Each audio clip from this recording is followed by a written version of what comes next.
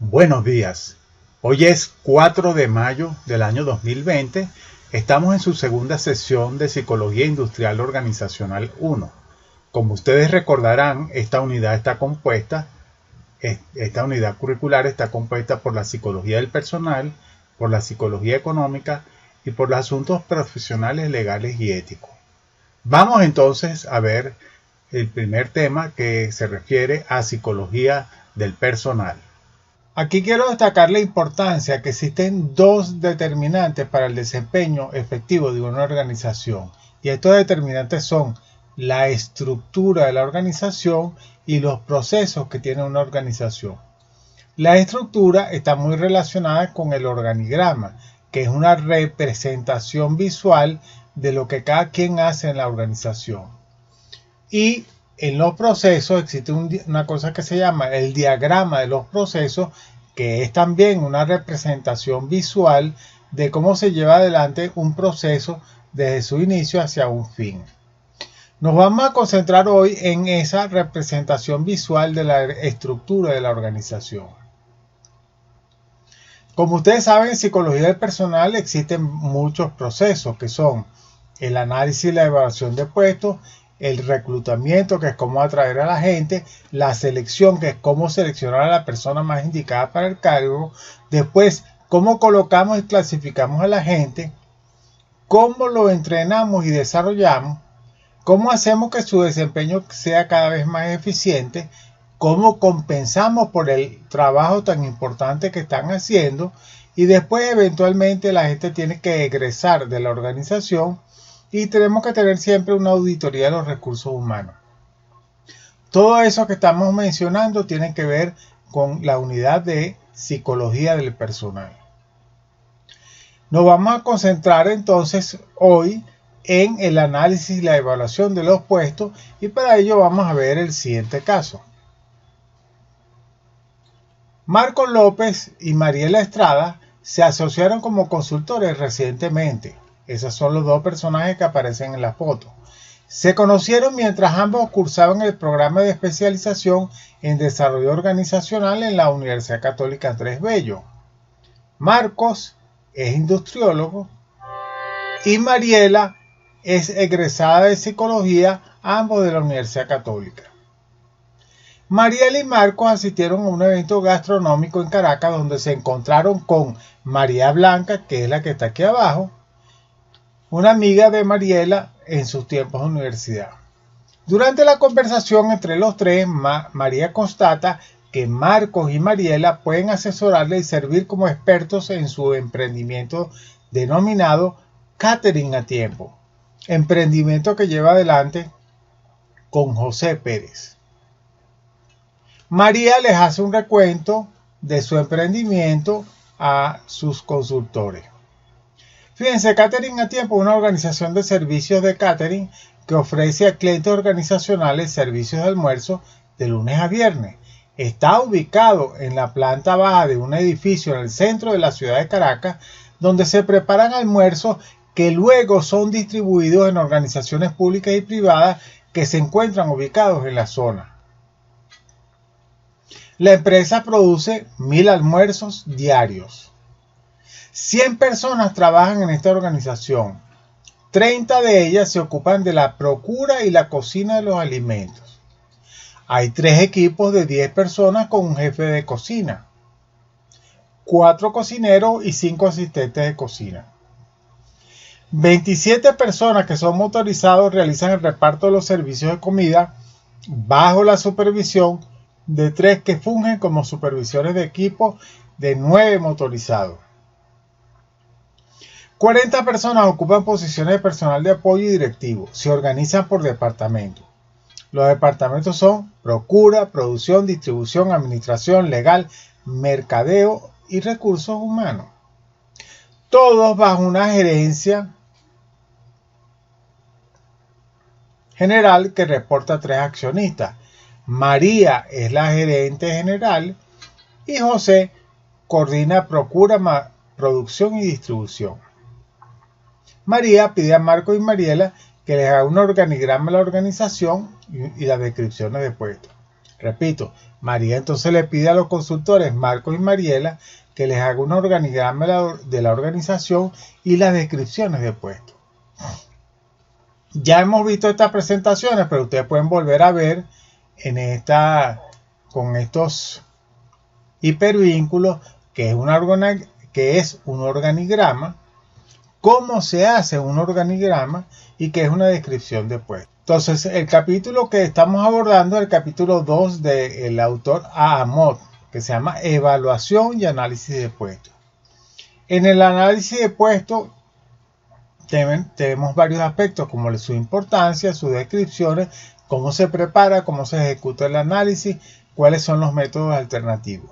Mientras que la evaluación hay que determinar primero la equidad del pago interna, después la equidad externa y luego la determinación de la equidad de raza y sexo. Entonces detengámonos aquí. Hay que hablar de la importancia del análisis del puesto, de las descripciones, de su preparación, cómo ejecutar el análisis, cuáles son los métodos alternativos y otros métodos. Para hacer eso tenemos que escribir las descripciones de puesto, seleccionar el empleado, capacitarlo, planeación del poder personal, valorar el puesto, clasificación del puesto, evaluar el puesto, diseño del puesto, conformidad con los lineamientos legales y hacer un análisis organizacional. Las descripciones del puesto tienen enorme importancia. ¿Y cómo se describen? Primero, tenemos que poner el título del puesto. Después, hacer un breve resumen. Luego decir cuáles son las actividades de trabajo que las personas utilizan. ¿Qué herramientas y equipos emplean las personas para hacer el trabajo? ¿Cuál es el contexto que tiene el puesto? ¿Qué esperamos que se desempeñen en el trabajo? Información de cuál va a ser la compensación y cuáles son las competencias del puesto. ¿Cuáles son los pasos entonces para realizar un análisis del puesto? Lo primero es identificar las tareas que la persona realiza. Lo segundo es escribir específicamente las tareas. Como tercero, clasificar las tareas. El paso 4, muy importante, es determinar las casos básicas. ¿Qué se entiende por casos básicas? La letra K habla de knowledge, que es conocimiento. La letra S habla de skills, que son destrezas. La palabra A, que en inglés son abilities, en español significan capacidades, aptitudes con P. Y luego la O son de others, que son motivación, personalidad, actitudes y valores. Entonces el caso son competencias y especificaciones del puesto, son términos intercambiables. Es decir, la combinación de conocimientos, destrezas, capacidades y otras características es lo que denominamos competencia. Y el paso número 5 es seleccionar los instrumentos para evaluar esas competencias o para evaluar esa combinación de conocimientos, destrezas, habilidades y otras características. En este proceso que nosotros queremos determinar el valor de un puesto,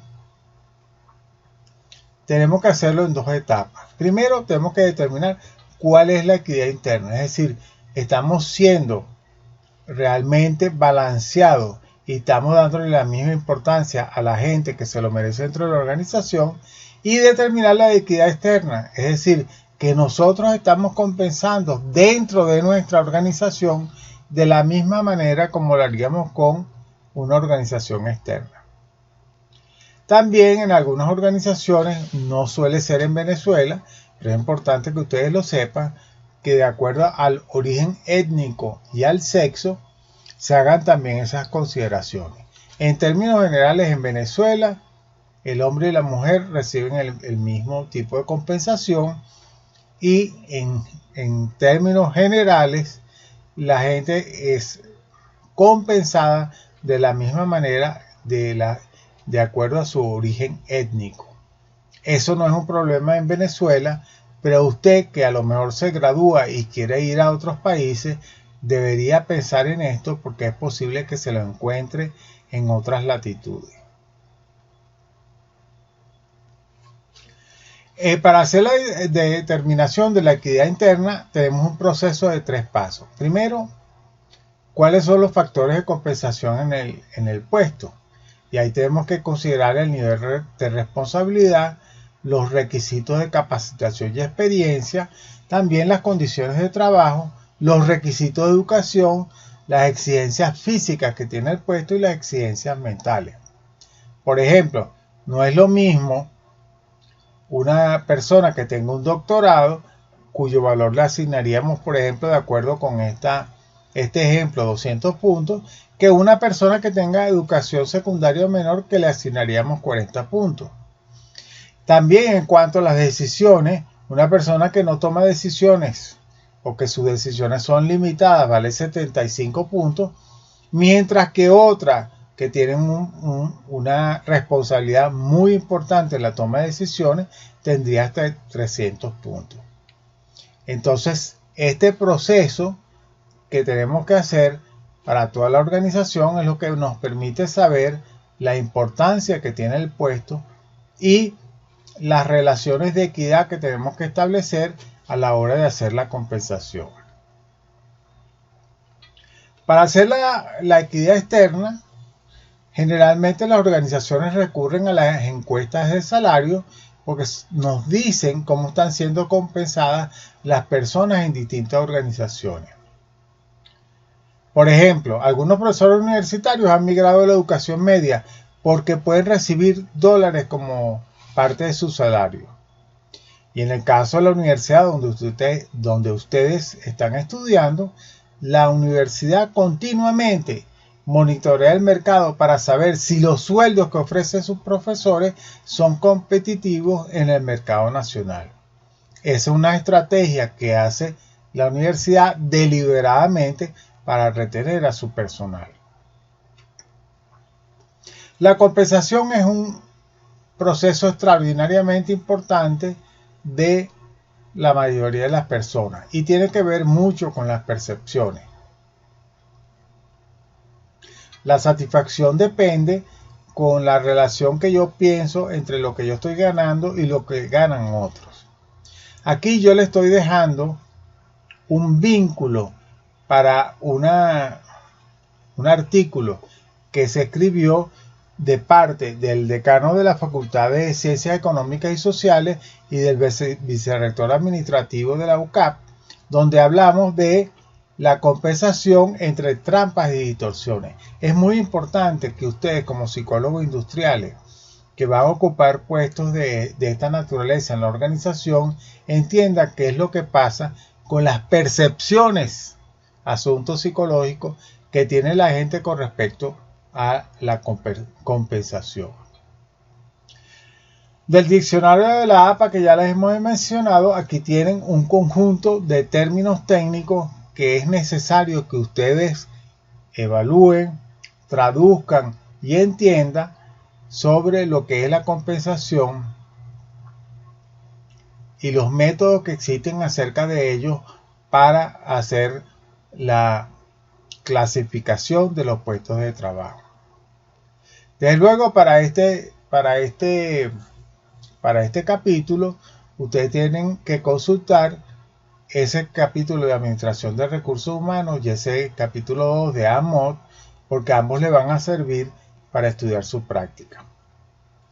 Espero que esta breve presentación los anime y los motive para estudiar este tema tan fascinante que es el análisis y la descripción de los puestos de trabajo.